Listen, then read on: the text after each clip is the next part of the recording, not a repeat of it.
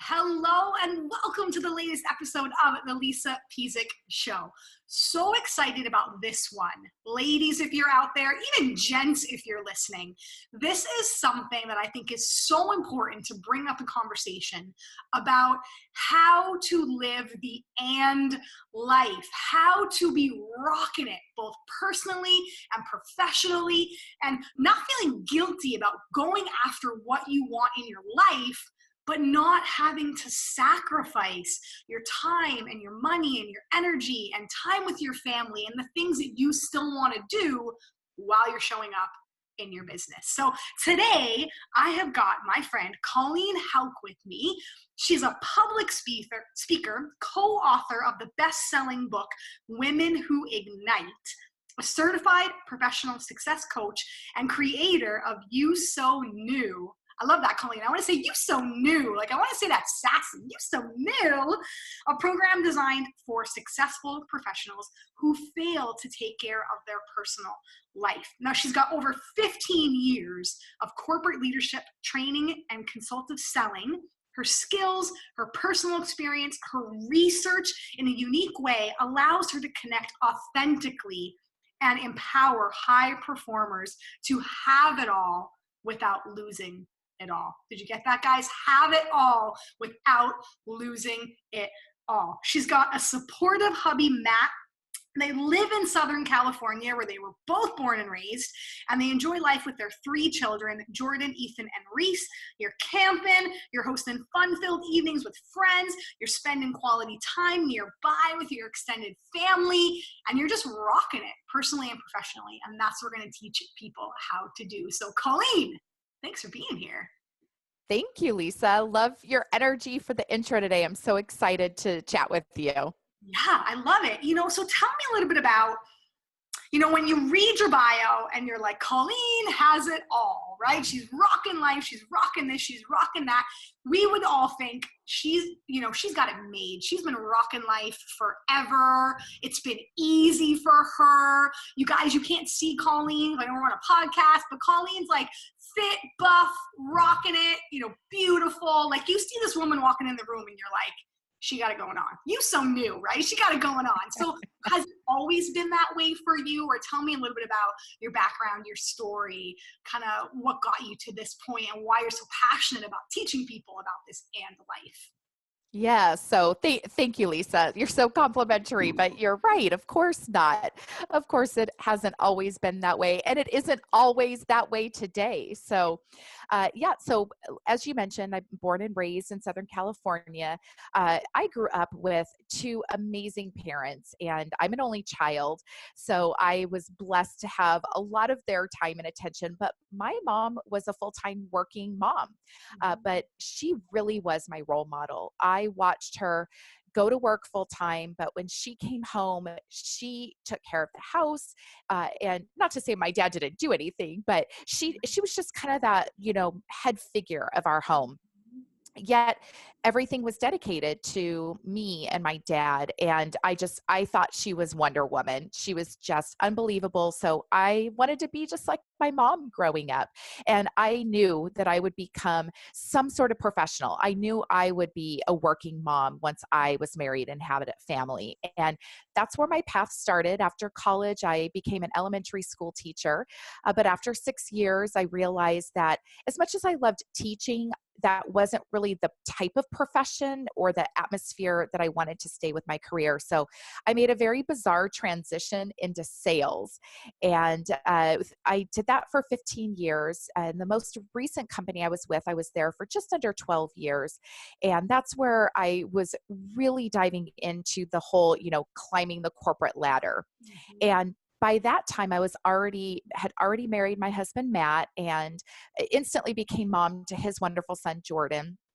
And then we started building a family of our own. So during those 12 years with that company, I was really trying to do everything. Mhm. And there were times where it was challenging, but I had always seemed to navigate it until a particular year. And the story that I share is just before going into 2013, I was offered a promotion at that company, and it was absolutely the promotion that I wanted. It was giving me that first official title of being a sales leader. And I was so excited because it met, professionally what I was looking for, financially it was great, and I just said yes. I didn't ask any questions. I didn't make any requests. And so I really went into this promotion kind of blind, with blinders on at least. Mhm. And unfortunately, I failed to listen to the fact that I was also taking over another person's nearly full time book of business because I was in sales. And I failed to evaluate that impact that this promotion and this new role and the requirements, what that impact was going to be for me personally and to my family. So I spent that entire 12 months of 2013 being so laser focused on work. Mhm. And I'm one of those people who don't like to let others down. So I had this like happy, smiling face on at work every day and to my clients. But the only way I could get everything done, and kick ass at work and survive at home was to first sacrifice sleep. And so I was spending that entire year sleeping about only 4 or 5 hours a night. And Lisa, I don't know if you've ever experienced what that does to you, but it's like you're drunk. You literally are in a fog. I mean, I couldn't even recall simple information. I mean, when I say in a fog, that's like physically how I felt, mentally how I felt all the time. Mhm. So I continued with that. And again, like I said, nobody at work knew how I was feeling, but it was the moment I came home, it was like a whole nother, it was like Jekyll and Hyde, Dr. Jekyll and Mr. Hyde, right? Like Yep. totally flipped different personality. And I was a nightmare at home. And, a simple way to even just share this is I would stand outside the door just before walking in, and I could hear Matt with the kids, and they would just be laughing and having this unbelievable evening. And it was like they could hear my hand hit the doorknob, and it would be silent. And it's because, when I would walk in, they were literally scared. They were scared. What is mom going to yell at me for today? And it would be the simplest things. There's a couple of dishes in the sink and I would just go ballistic. Yep. It was so bad. And Matt did later share with me, the moment you walked in, we were on high alert. And it's painful. It was painful for me to hear that, but that's who I was for a good solid year. And I finally hit a breaking point at that year and at the end of that year and realized I needed to make some changes in my life. Otherwise, I was going to lose my health and my family potentially. Yeah, you were like fried upon fried, like sleep deprived, overworked. I'm sure that that job and that position was demanding. You had to be talking and giving and doing for so many people. And it made me think the question, what's the cost when you kind of blindly jump in and don't sit and actually think about how is this affecting other areas of your life, not just your professional life, right? Because Mhm. it's so easy when exactly what you want finally gets put in front of you and you're like, yes, I'll take it, I'll do it, right? Or like you said, the people pleaser in us, which I think ladies, we've all experienced that, maybe even the gents too. Like you said, we were talking about earlier, when you're good, you don't want to say no because people depend on you. You get that reputation that, oh, Colleen can handle it. She can do it. And you say yes and yes and yes and yes. So, what was the first thing you did when you hit that breaking point?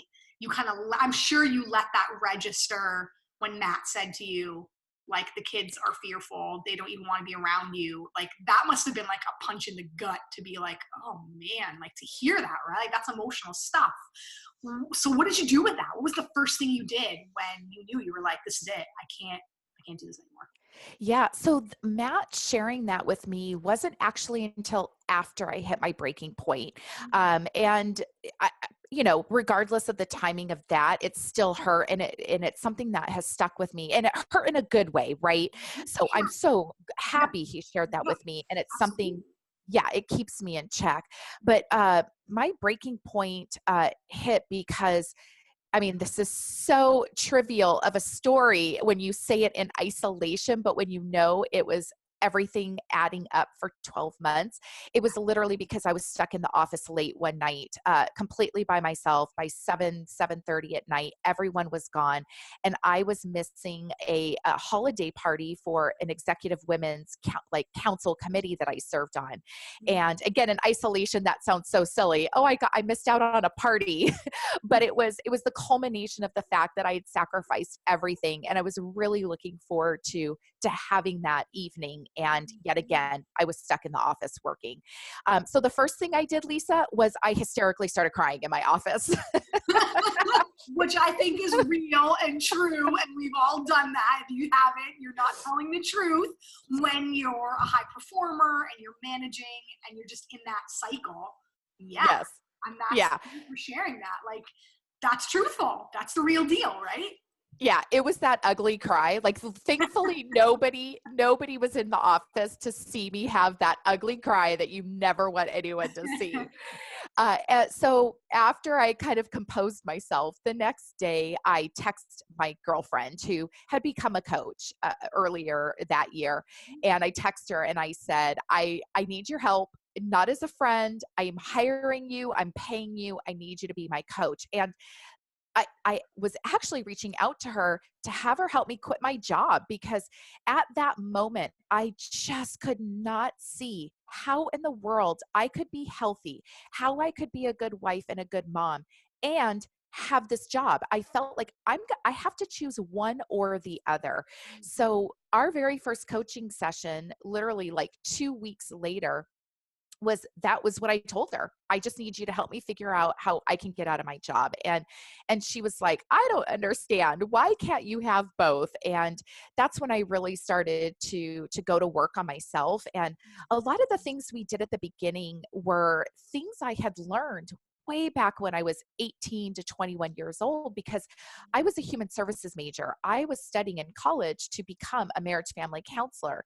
But I had lost sight of so much of those foundational things from self-development, personal development, because I was so laser focused on climbing that corporate ladder. And I do want to go back and share, Lisa, that you know it was meeting my professional goals. It was the job title I wanted, and it was meeting my financial goals. That year in 2013, my income increased over 30%. So, like, imagine what you're earning today and Yeah, add 30% to that. Like, yeah, it was amazing, but I was miserable.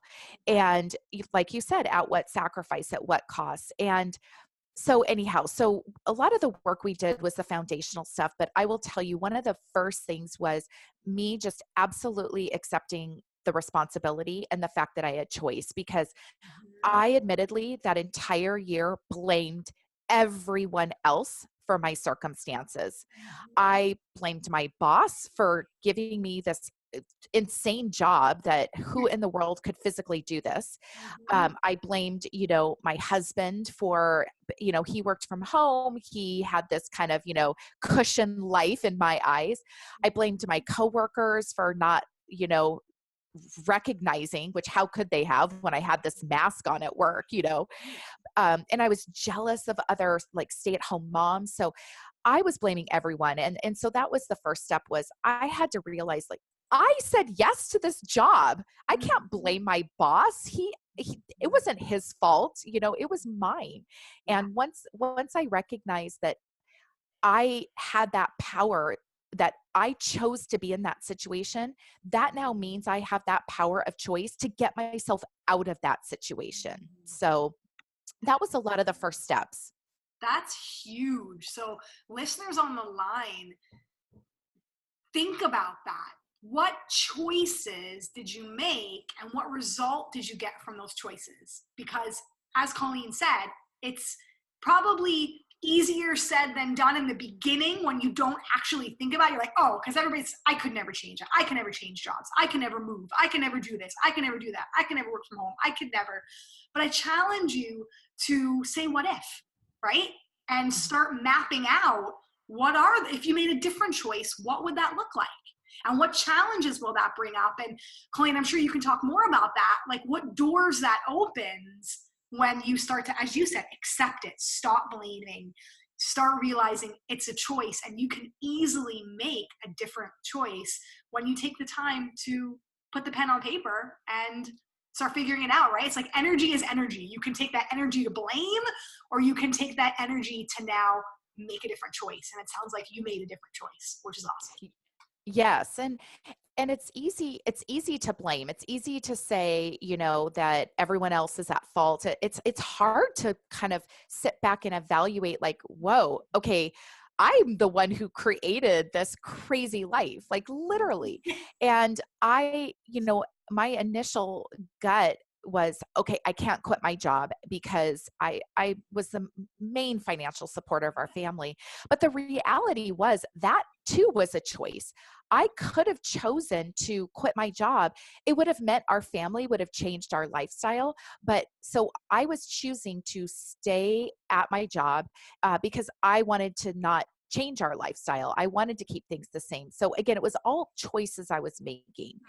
So it was, it definitely, that was such a mental piece. Like once I just recognized, wow, I'm in control here, then it was like, instead of giving that, as you mentioned, Lisa, energy to the blame, it was like, whoa, now I've got this energy to change, to fix this. And so the second level was to really uncover what made me happy. And my coach recommended meditation. And I came from corporate. I'm like this, black and white. I sold data. Like I was an insights data facts person. And so I was picturing a bunch of hippies, long haired, sitting in a grass field. Why is my coach telling me to meditate? This is crazy woo-woo stuff, right? But I am a believer of trying new things. So I definitely took her advice. And I was very specific. I was very intentional. And that word intention is a big one for me. You have to be intentional with what you're doing.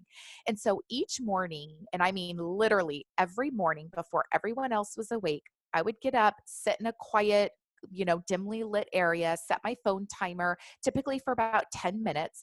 And I would just meditate on one question. And the question was, what makes me happy? And if you sit and do that, all the like surface level stuff comes up, of course, right? Your family, your kids, all those things. For me, chocolate chip cookies make me happy too. Like I think of all those things. Yes. But when you keep forcing yourself to answer that question over and over and over again for 10 minutes every day, and I think I did that for like 2 or 3 weeks, you dig into layers of things that you just haven't thought about. And that for me was where I discovered, wow, I really, really love coaching and training. Like my happiest moments in the job that was, making me miserable, the happiest moments were when I had an opportunity to sit with my team and coach and train. I've been a group exercise instructor now for over 10 years. And those were some of my happiest moments. Like when I knew I was impacting someone's health and wellness and teaching them something in a class. So once I recognized that, then I said, okay, I can't totally change my job right now, or I was choosing not to, right? I was choosing to stay in that job, but I was just trying to find ways to weave in that coaching and training, that thing that made me happy, weave it in more into my day-to-day, in my job, in my home life, and my personal life. And I truly believe because I did that, that's what made me stand out in an even bigger and bolder way at my work. I ended up getting promoted again at that company into the next level. And then I was prepared to like ask the questions and say what I wanted and make requests. But if I hadn't done that, I don't think I would have I think I just would have burnt out and left altogether. Yeah, and then everything would have suffered even more. And I think you bring up such a good point when you say, I didn't just realize that it was a choice and you were in the situation and then I just quit. Because sometimes you hear that people are like, just quit if it's not serving you and just walk away from that family member that drives you crazy and don't speak to them. And it's not so black and white. And Mhm. life isn't so black and white. Like you said, you were, a financial provider in your family. You couldn't just let your team down and walk away and be like, I'm gone, right? Some people may make that choice, but you were like, I need to think this through. I don't want to have those blinders on again now that I recognize that I'm in this situation. And I love that you're talking about being intentional. I love that you tried because you said your first thought was hippie woo woo, your instant like, not doing it. This ain't for me, came up and you were like, you know what, I'm just going to try. I think that's such an important piece for people to recognize that first glance, you might not want to do it, but give it a try. Mhm. And number two, I think it was the consistency. You said you asked yourself that Yes. question, what makes you happy for, what do you say, a month? Did you say it was? Yeah, it was at least 2 weeks up to 3. I'd have to go back because I journaled every single day. I'd have to go back and look. But yeah, it's the thing with meditation or anything new, Lisa, like you mentioned, is trying something new because I recognize and I've been this way my whole life, but truly recognize that if I just kept doing the same things, I was just going to stay in the same place. So I'm hiring a coach, I'm paying a coach. She's telling me to go do something. I better go try something new if I want my life to be different. Right. And the consistency, absolutely. And I would say the consistency is a huge piece with no matter what it is in life. Like you really can't make those changes unless you're consistently doing that. And Lisa, I know you are a huge believer and practicer of consistency. Yes. And it sounds like once you got more aligned with who you are and what you love and how you know that you can show up, that's when it's like you didn't quit your job and walk away. You were just like, this is what makes me happy, coaching, being with my team. That once you got in that alignment that felt more like you again, things started, you got promoted, but it just, you felt better about the whole thing because you were being more proactive instead of reactive and everything else sucking all your energy away. You're like, this is who I am, this is what I want to do, this is what I know how to do. The scenario and the skin might be the same, meaning you're at the same job, but you changed internally, you were different. Yes. And so I think what I'd love to highlight there that you bring up is yes, me, the internal piece had to change, had to be really clear, had to be aligned. However, what I definitely want to call out to those of you listening is that it doesn't have to be then this drastic change. Like, so a lot of people think, oh my gosh, I have to find my life purpose. What's the one calling in life that I'm supposed to be doing? And I got to go find it. It has to have this label on it. And then I got to make this giant leap from where I am to this huge life purpose. And it's like, oh my goodness, no. Because first of all, either you're not recognizing that I believe your life purpose comes in many different facets and it evolves over time with you. And and if you think you have to make this big leap, either you're going to crash and burn, or you're going to be so scared about making the big leap that you don't do anything. You become paralyzed and trapped by that. So it started with me. And then it was just making those that love of coaching and training just come to life in little different ways. And then Lisa, my life has changed. So this was almost 5 years ago. Where I'm at today, I couldn't have foreseen that. I didn't see that. That's not where it was. So I went, it's evolved over the 5 years from getting promoted. And I stayed at that company after that time for 4 more years. I wasn't like all of a sudden I have to completely change everything. And I had some sweet spots in those 4 years where I call them the golden years for me. It was perfect for me because I knew what I wanted. I knew what was making happy. I got my personal life, my family life, everything back together. But then because I kept showing up in this way, other things started to present themselves to me, or I started to see things that I hadn't seen before. So I think that's really important for your listeners to know, is that it's 5 years later and it didn't go from A to Z. And I'm not even at Z. I don't even know what my next 5 years is going to look like. I just know where I'm moving toward in small steps consistently each day.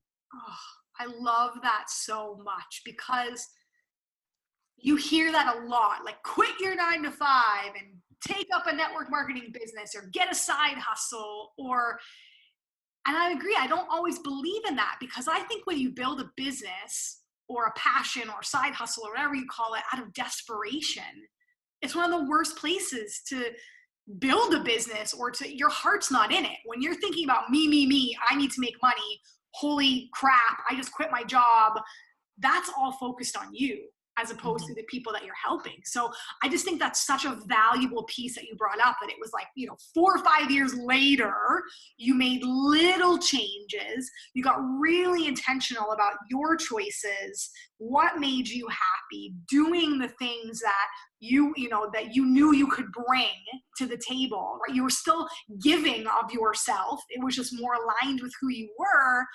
And because you were so clear, because you consistently did the work, you were able to see other opportunities, and things started to fall back into place. But it wasn't this like snap of the finger, 1 minute I'm doing this, now I'm doing this, and the door is open. Right. Like, Right. I'm sure in some of those days when you were journaling what makes you happy, you were frustrated. I'm sure there were days where you were like, everybody thinks meditation and journaling is this perfectly peaceful, all the most beautiful thoughts come to you. And we don't ever talk about the messiness and the muckiness and the anger and the frustration and just the range of feelings that you feel, because you're human, when you're doing this work. And I think other people maybe would have quit, but I'm sure you thought about, you can tell me kind of, was it your husband? Was it your kids? Was it you? Like, what was that necessity piece that you were like, I just got to stick, those days that were frustrating, or you wanted to just be like, you know what? I should be thankful for where I'm at. I have a cushy job. I shouldn't be complaining.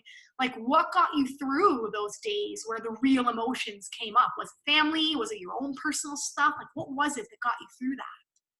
Yeah. So I love what you first said, or toward the end said, Lisa, which is, I should just be grateful. I've got this great job. And that's how I felt in the middle of my bad year. That's part of why I wasn't complaining out loud, other than to my husband. I wasn't telling anyone, because I can remember, even as it was getting close to the holidays, I would see people on Facebook posting, I don't have any money to buy my children gifts. Or at the time we had friends who were going through a divorce, and I'm sitting here going, oh my gosh, like, seriously, I'm complaining. I've got, this from the outside, what looks like this picture perfect life. I need to be grateful. But the reality is I wasn't, no matter, I wasn't necessarily battling cancer, but I was affecting my health and well-being and my family's happiness. And I truly believe, had I continued down that course, Matt would have packed up the kids and left me. And I did come to that realization that, like, it's not being selfish to say these changes need to be made. And so what pushed me through on continuing to meditate, number one, was having a coach.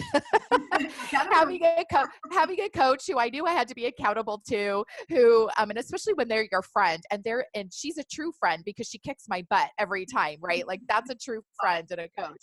So the accountability and the fact, like, I'm invested in this. I want to make this change. But really, it was like, I was just miserable, and my family was miserable. My daughter Reese at that time was 4 going on 5. And I was an awful mom. Like, I did not know how to parent her because I was screaming and impatient and in a hurry all the time. And I would just have this foresight into the future of, this is not, like, if I continue being this mom, who is my daughter going to become? Because I know who I was on the path of becoming, watching my mom in such a positive light. Now my daughter is going to see this negative person all the time. Like, it wasn't just even about me. It was about my family and more beyond that. But I would say that was at the center of it, is just how I felt every day and how much I knew I was impacting the people closest to me. You know, it's so crazy, right? Like how, when I go back and think how I showed up for work every day for my coworkers, my management, my clients, yet then the people closest to me, how I showed up for them in such a bad way. Like, how dare I treat those closest to me in such a way? And that's what kept me moving forward. Yeah, you know, it's like, and we talk so much about like visualization of like what you want, but I think you brought up something in my brain that I just thought, visualization of what you don't want, like that Mhm. regret. Like you don't want Reese growing up going, well, mom was working all the time and angry and impatient and never came to my games, or we never took a family vacation, or like those are the things I think as a mom, like you cringe thinking about that, right? That it's like, it's Mhm. okay to know what you want, but it's also okay to know what you don't want. And Right.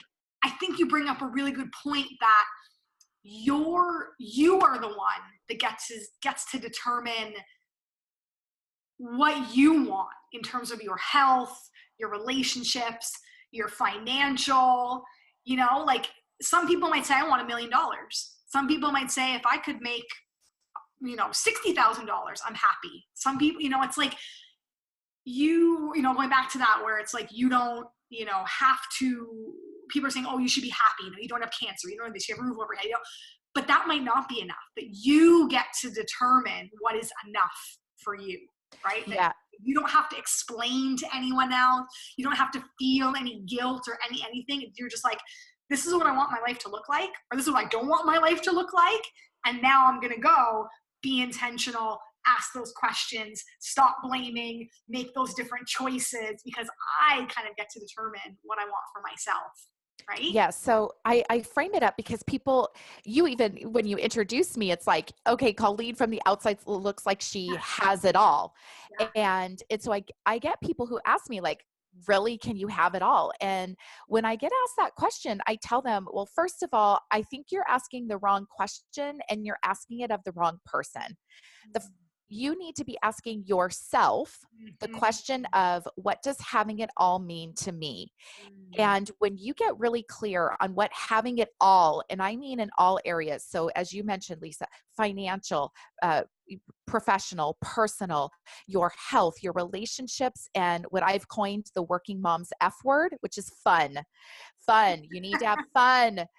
But when you get really clear on what you want in all aspects of your life, and it's a unique definition to you. If you try to define having it all by anyone else's standards, then I'm going to tell you, no, you can't have it all. It Mhm. has to be the unique definition to you. And so I would say that's the next step for your listeners, is defining what having it all holistically means to them. Because if I had done that, if I had been intentional and done that work before I was offered that promotion in 2013, going into 2013, I Mhm. would have said, I would have either, number one, asked more questions, or I would have made requests. And I didn't even make any requests until 18 months later after I'd crashed. Or I would have just flat out said no. Like, yes, this offer meets professional and financial, but it totally is so far away from the other aspects. So Mhm. you have to know, and we just, quite frankly, we don't take the time to do it. You Yeah. must sit down. If you're trying to drive toward anything in your life, you have to sit down and take the time to figure out what you want in all aspects of your life. Otherwise, one doesn't work without the other. And I'm not saying, because I talk a lot about what people like to call work-life balance. I hate that term, but that's what everyone relates to. But it's like, I'm not saying that once you have that definition, you're going to feel perfectly balanced and like you've hit all those areas 100% of the time, every Mhm. day. Like, that's not what I'm saying, but you better be really clear on what you want in all areas. Yes. And take that time to think about and ask questions. Be willing to negotiate. Be willing to say, you know, I get that a lot, even in my role with my contract role with nursing. Like, people are like, how do you get to educate from home? I'm like, I ask the question, can I do this from home? Like, it's that simple. I'm like, I Yes. knew I didn't want to be doing X, Y, and Z. This is what I wanted. I framed it from the positive of how it would benefit the company as well as benefit me. I had the guts and the bravery to ask the question, and it happened.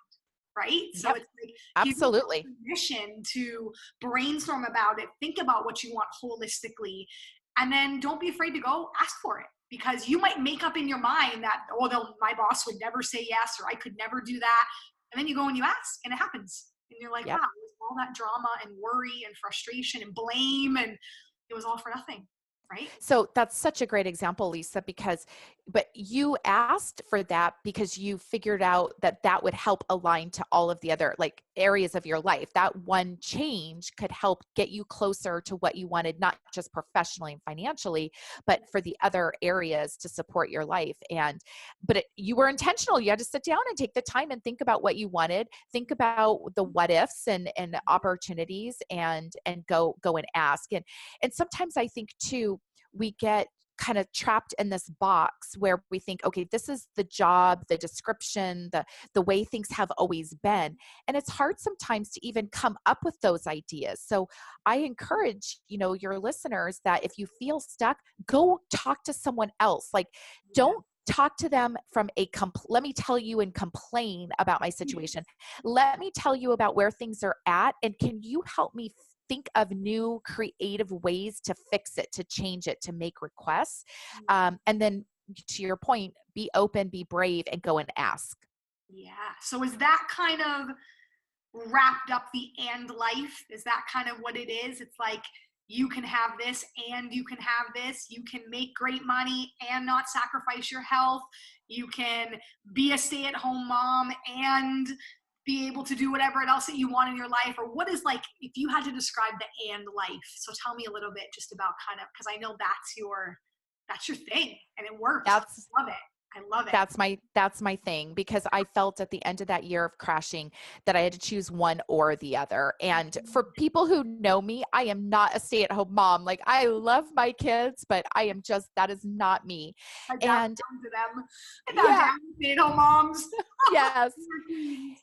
Yes. And so, absolutely, if that's your choice to be a stay-at-home mom, I applaud you. It's not something I can do. I am an advocate for women to continue to have their own financial opportunities.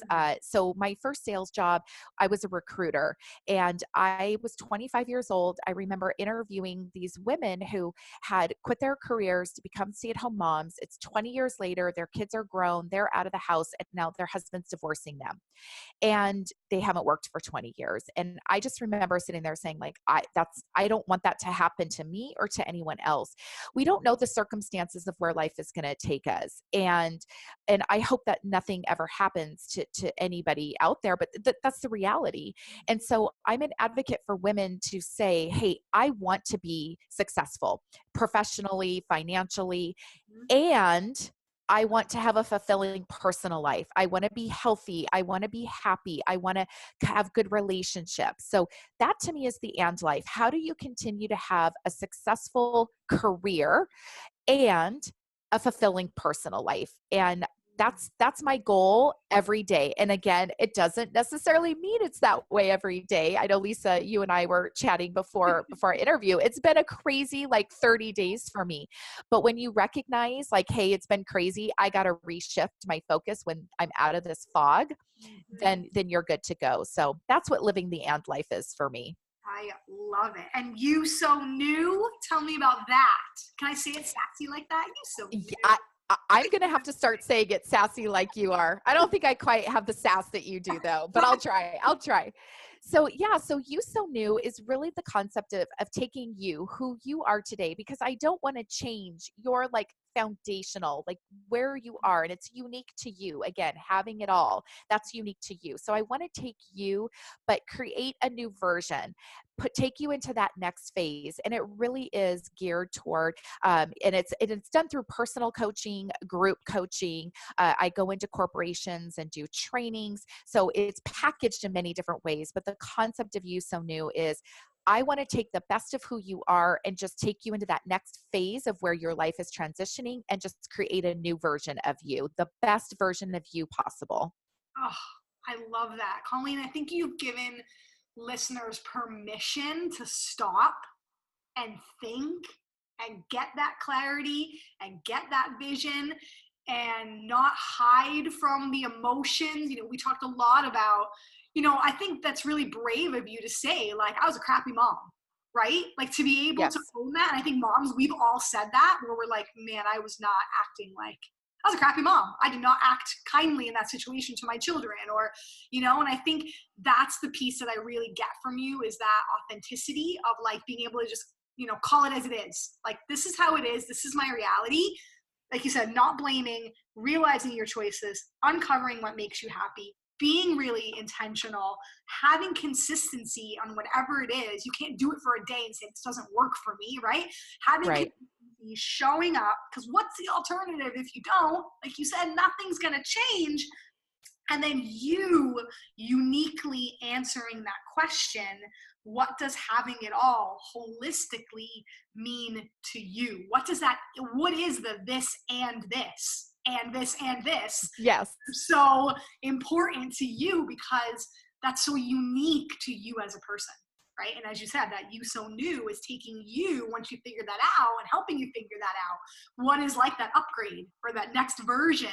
Because as you said before, we don't know 5 years from now. You don't know what path your life is going to go down based on the choices that you make, right? And Yes. it's huge. Yes. That's huge. I love it. So, Colleen, you have a free download, the Me Time Starter Guide. I'm going to put that in the show notes, as well as your best-selling book, Women Who Ignite. And I've got website, Facebook, Instagram, Twitter, LinkedIn. I've got all sorts of ways, guys, that you can further connect with Colleen after this. Tell me a little bit about the Me Time Starter Guide. What can they expect in that download? Yeah. So one of the big challenges I hear from working women who is they can survive, like they know how to get the errands done around the house and get to their job and do all the basics, but it's like they sacrifice the me time. And that's the word I hear most often. So really it's my system of how to schedule and work with the things that you have, because the reality is time is our only non-renewable resource. Like, you can't create more time. So this guide gives you that jump start of how do you take the time that you have and find the time for me time to take care of yourself.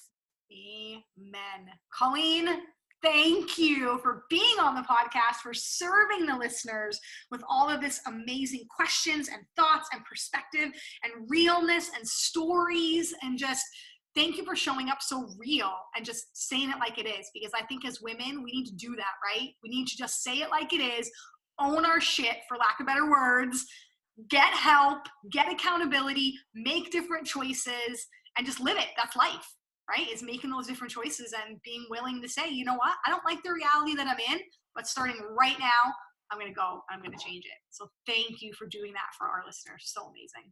Thank you for having me on, Lisa. All right, guys. So we will see you next time on the Lisa Pezik Show. Thanks again for tuning in.